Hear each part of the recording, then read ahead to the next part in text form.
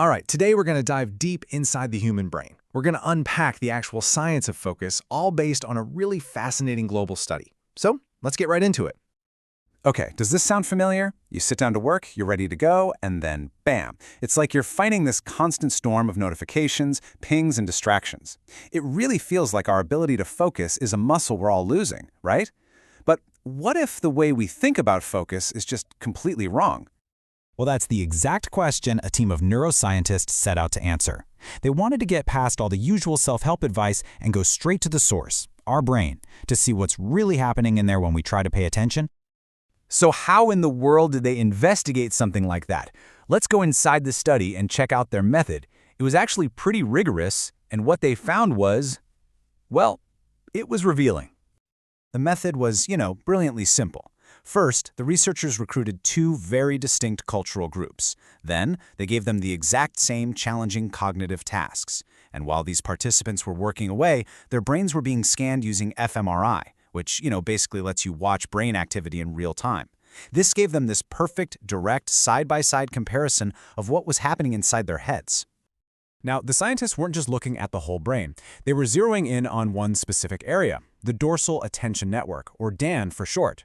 Now, you can think of the DAN as your brain's focus manager, or maybe the CEO of attention. It's the network that lights up when you consciously decide, all right, I need to concentrate on this specific thing right now. It's really the command center for your attention. So, the experiment's underway, and all eyes are on this one network, the DAN. And as that data started rolling in, they discovered something, well, something truly striking. A really clear and totally unexpected difference. And this is where it gets super interesting.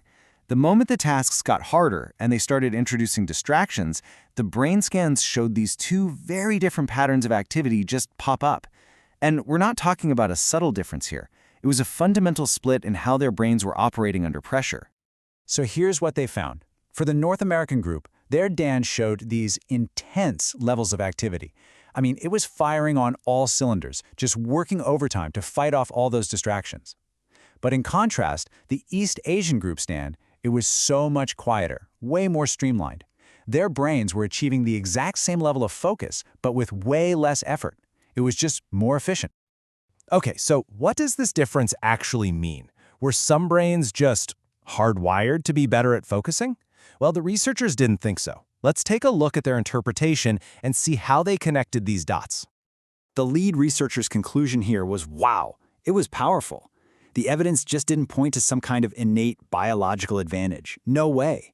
Instead, it suggested something incredible. Our brains are literally physically shaped by our environment and by the attentional habits we practice every single day. So you have to ask, what kind of environmental factors could possibly train a brain for that kind of efficiency? The researchers had a few ideas. They pointed to things like, educational systems that demand long periods of deep focus, or maybe cultural values that prioritize group harmony and paying attention together.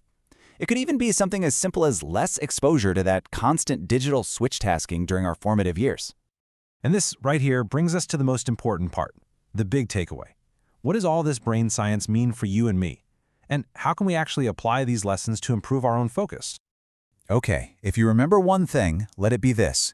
Your ability to focus is not something you're born with. It's not some fixed trait you either have or you don't. This study gives us hard neurological evidence that focus is a skill. And just like any other skill, that means it can be trained, it can be developed, and it can absolutely be strengthened. Here's a good way to think about it.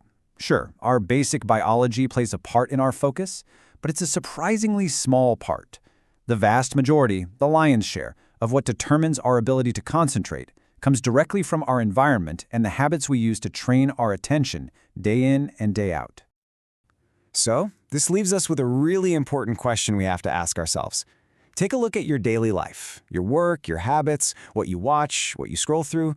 Is your environment training your brain for deep, efficient focus, or is it training it for constant, frantic switching? Because according to the science, the power to shape that focus, it's entirely in our hands.